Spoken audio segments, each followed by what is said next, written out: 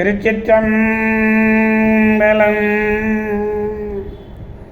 மெய்யடியார் பெருமக்களே, இந்த நில உலகத்திலே உள்ள உயிர்கள் அனைத்தும் நோயற்ற வாழ்வும் குறைவற்ற செல்வமும் பெற்று சீரோடும் சிறப்போடும் வளமாகவும் நலமாகவும் வாழ்வாங்கு வாழ வேண்டும், வாழ்வாங்கு வாழ வேண்டும் என்று வாழ்த்தி மகிழ்கிறேன். அடியேன் திருமந்திர சுடர் நன்னிலம் ராமசாமி, திருச்சிற்றம்பலம். மெய்யடியார் பெருமக்களே, நீங்கள் காலையிலே துயில் உணருங்கள், நற்சிந்தனையோடு எழுங்கள். நல்ல அறிவார்ந்த அருளாளர்கள் சொல்லுகின்ற அறிவுரைகளை கேட்டு அகமகிழுங்கள். நீங்கள் நல்லதையே பேசுங்கள், நல்லதையே செய்யுங்கள். உங்கள் வாழ்நாளில் எல்லாம் நல்லதே நடக்கும், நல்லதே நடக்கும், நல்லதே நடக்கும். கவலையே வேண்டாம். திருச்சிற்றம்பலம். அன்னம்பாலிக்கும் தில்லை சிற்றம்பலத்திலே அருள் நடனம் ஆடிக்கொண்டிருக்கிற நம்பெருமன் சிவபெருமன் குத்தப்பெருமன் அருள்மிகு சிவகாம சுந்தரி உடன் அமர் நடராஜ பெருமானுடைய பேரருளையும், மாப்பிள்ளை குப்பம் அருள்மிகு காமாட்சி உடனமர் கைலாசநாதருடைய பேரருளையும், அருட்குருமார்களுடைய குரு அருளையும், அடியார் பெருமக்களாகிய உங்களுடைய அன்புரைகளையும் வாழ்த்துரைகளையும் துணையாக கொண்டு அடியேன் மனம் வழி மெய்களாலே வணங்கி இன்று ஆறாம் திருமுறையிலிருந்து 8வது பதிகம் திருக்காலத்தி என்னும் திருத்தலத்தினை நாம் சிந்திக்க இருக்கிறோம். 6ஆம் திருமுறை 8வது பதிகம். பாடலை நாம் முதலில் பெருமானிடத்தில் விண்ணப்பிப்போம். நாரணன்கான் நான்முகன்கான் நால் வேதன்கான் ஞான பெருங்கடற்கு ஓர் நாவாய் அன்ன பூரணன்கான் புண்ணியன்கான் புராணந்தான்கான் புரிசடை மேல் புனல் ஏற்ற புனிதன்தான்கான் சாரணன்கான் சந்திரன்கான் கதிரோன்தான்கான் தன்மைக்கன் தானேகான் தக்கோர்க்கு எல்லாம் காரணன்கான் காலத்தி காணப்பட்ட கணநாதன்கான் அவன் என் கண்ணுளானே. இந்த பதிகம் முழுமையுமே கடைசியில் அவன் என் கண்ணுளான், அவன் என் கண்ணுளான் என்று பாடுகிறார். என்ன கண்ணப்பல்ல, அவன் கண்ணுள்ளான். காலத்தின் நாராயணனாக இருக்கிறார், பிரம்மனாக இருக்கிறார்.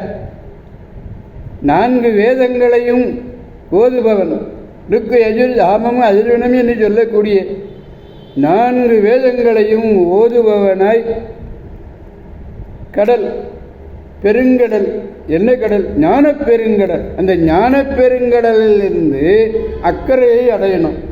அப்போ அக்கறையை அடைய செய்யும் படகு போன்ற நிறைவானவராக இருக்கிறான். நிறைவானவன் புண்ணியனாக இருக்கிறான், பழையோனாக இருக்கிறான். முறுக்குண்ட சடை மீது கங்கையை ஏற்ற தூயவன் கங்காதேவி. எங்கும் இயங்குபவனாக இருக்கிறார். சந்திரனாக இருக்கிறார், சூரியனாக இருக்கிறார். அப்படி சந்திர சூரியர்களும் உடனாய் இருந்து செயற்படு போனாய் நற்பண்புகள் செயல்படுப்பவன் யாரு? நம்பெருமான் சிவபெருமான் தான். சந்திரனை இயக்குபவன் யார்? நம்பெருமான். சூரியனை இயக்குபவன் யார்? நம்பெருமான். நற்பண்புகளிலே தனக்கு உவமை இல்லாதவன், இவனுக்கு உவமை வேறு யாருமே கிடையாது, ஒப்பில்லாத பெருமான் இவன். மெய் உணர்வுடையோருக்கு தானே முதற்பொருளாக தோன்றுபவன். அதான் தக்கோர் என்றார் பாருங்க, அது மெய்யுணர்வுடையோர்.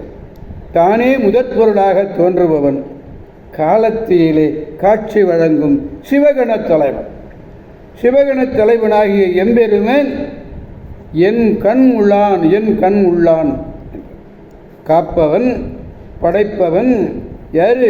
காப்பவன் யாரு? நாராயணன். படைப்பவன் யாரு? நான்முகன். முத்தொழிலையுடைய சிவபெருமான் சொல்லிட்டார். ஆகே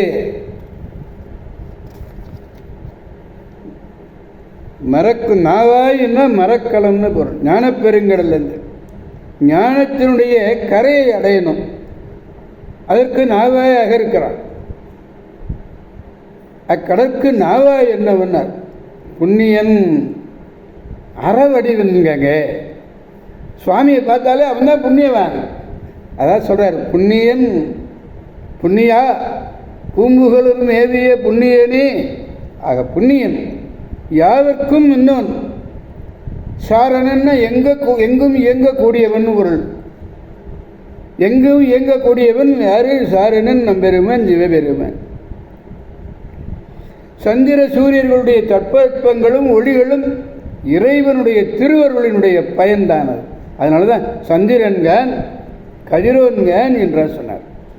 நின் வெம்மையும் விளக்கமும் ஞாயிற்று உளே, நின் தன்மையும் சாரலும் திங்கள் உள என்று பாடுகிறார் பரிபாடல்ல. ஆக எல்லா பொருள்களும் தத்தம் இயற்கை நிலையிலே நிற்கின்றது. தான் ஒருவனாகவே நிற்கிறார், ஒப்பில்லாதவனாகவே இருக்கிறார்.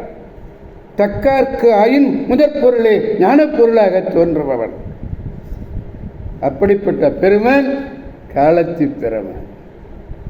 எனவே அடியார் பெருமக்களை நாம் திருக்காலத்தி மலை சென்று அங்குள்ள பெருமானை கண்டு ஞான பெருங்கடல்